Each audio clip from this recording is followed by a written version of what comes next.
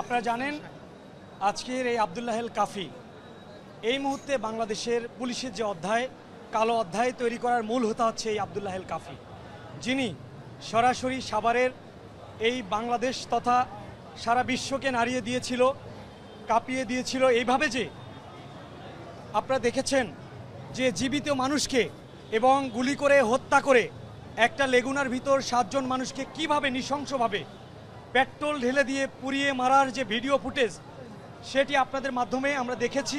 পরবর্তীতে এই মামলা দায়ের হয়ে আজকে আব্দুল্লাহেল কাফিকে বিজ্ঞ আদালতে রিমান্ডের ব্যাপারে আমরা প্রসিকিউশনে আইনজীবীরা শুনানি করি, সহায়তা করি। বিজ্ঞ আদালতকে এই ঘটনার বর্ণনা দিতে গিয়ে আমরা জানাই যে এই আব্দুল্লাহেল কাফি, যেখানে ভিডিও ফুটেজে স্পষ্ট দেখা যাচ্ছে যে এখনও যে মানুষটা মৃত্যুশয্যায় ছিল তার এখনও একটু নড়াচড়া করছে, সেই মানুষটাকেও সে সুযোগ দেয়নি, নৃশংসভাবে হত্যাকাণ্ড চালিয়ে পেট্রোল দিয়ে তাদেরকে পুড়িয়ে দেওয়া হয়েছে। এই আসামির বিরুদ্ধে বিজ্ঞ আদালতে রিমান্ড শুনানিকালে আজকে যে রিমান্ড চাওয়া হয়েছিল 7 দিনের, বিজ্ঞ আদালত রাষ্ট্রপক্ষের বক্তব্য শুনে ঘটনার প্রেক্ষিতে যে বর্ণনা, ভিডিও ফুটেজের যে পর্যালোচনা এবং আমাদের যে দরখাস্ত সাবমিশন ছিল সার্বিক বিষয় বিবেচনা নিয়ে বিজ্ঞ আদালত সন্তুষ্ট হয়ে এই আসামির বিরুদ্ধে 4 দিনের রিমান্ড মঞ্জুর করেন। একটু ঘটনা আমি আপনাদের কাছে নিবেদন করব।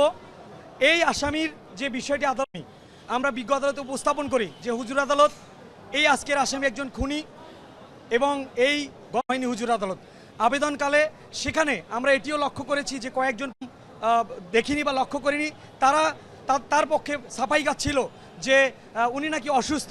তো এটি একজন খুনির যে বিষয়, খুনিকে যে বিচারাঙ্গনে আদালতে ওঠানোর ব্যাপারে আমি একজন এবং আদালতের ভাষায় বলতে চাই এটি অত্যন্ত নিন্দাজনক এবং খুনির পক্ষে এই ধরনের এখনও যারা বিষয়গুলো নিয়ে আসছেন তাদের বিরুদ্ধে প্রশাসনিক বা আপনাদের মাধ্যমে নিবেদন থাকবে জরুরি ভিত্তিতে ব্যবস্থা নিয়ে খুনিদের মতো করে যেন বিজ্ঞ আদালতে শপথ করা হয় এবং আইনি ব্যবস্থা নেওয়া হয়। আপনাদেরকে এই নিবেদন রেখে এই কথা আমি শেষ করছি। ধন্যবাদ সকলকে।